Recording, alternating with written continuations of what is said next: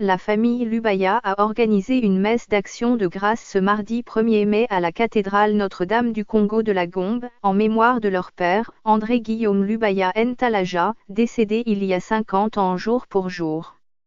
Dans son homélie, l'officiant de la cérémonie a décrit l'illustre disparu comme étant un homme qui aimait ses prochains. La leçon que nous devons tirer de cette commémoration est que Guillaume Lubaya était un homme qui aimait et respectait les hommes, a-t-il précisé.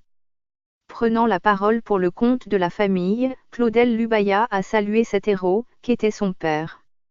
Il y a des larmes qui ne cessent de couler, des vides qui ne se comblent pas, des souvenirs que rien n'efface et des personnes qu'on ne remplace jamais, c'est le cas de mon père, mon héros.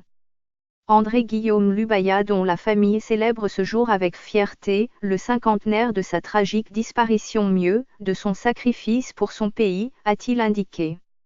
André-Guillaume Lubaya fut enlevé et exécuté sans jugement par le régime de la Deuxième République, sa dépouille n'a jamais été restituée à sa famille.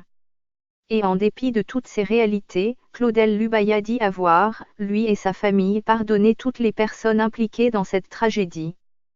Cette famille à laquelle André-Guillaume Lubaya fut brutalement et prématurément arraché, est heureuse d'annoncer au nom de la vie qu'elle célèbre aujourd'hui, accorde son sincère pardon à toutes les personnes qui, de près ou de loin, furent associées à la perpétration de cette tragédie, a souligné C. Lubaya. Membres de la famille, députés et sénateurs, membres du gouvernement, ainsi que plusieurs acteurs politiques congolais ont pris part à cette cérémonie d'hommage à Guillaume Lubaya. Que ta dépouille repose à jamais là où Dieu seul sait, quand ta mémoire heureuse continuera à offrir à tes concitoyens l'exemple des vertus civiques que tu n'avais cessé de pratiquer, a conclu C. Lubaya, dans son mot de circonstance. De son vivant, André-Guillaume Lubaya fut député national, gouverneur de la province du Kasaï, ministre de la Santé publique, de l'économie et classe moyenne, mais aussi président de l'Union démocratique africaine, UDA.